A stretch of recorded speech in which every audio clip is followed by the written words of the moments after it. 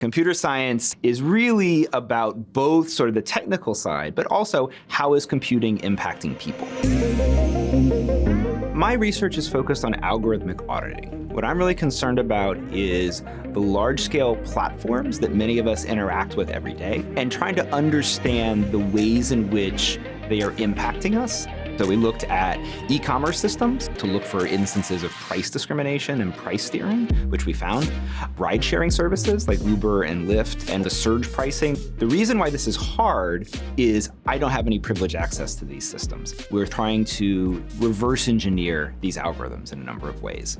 But to make it even worse, many of the platforms are somewhat adversarial in their approach to us. In other words, they would rather not be studied.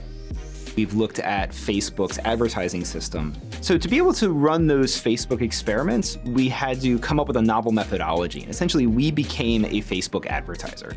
And when you do so, Facebook gives you access to a number of detailed reporting tools about how your ads are being delivered. What we could do is run experiments to understand when we change certain properties of the ads, how does that change how Facebook delivers the ads?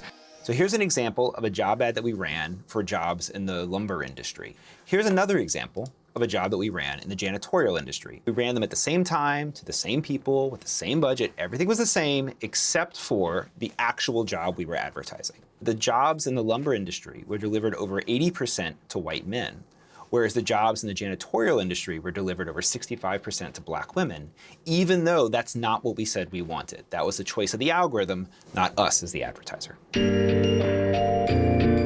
Another example we ran is an experiment where we're trying to understand how the demographics of the person in the ad itself mattered. So we selected stock photos with different races. You can see white and black on the top and bottom, genders, which are the columns, and then ages along the axis here.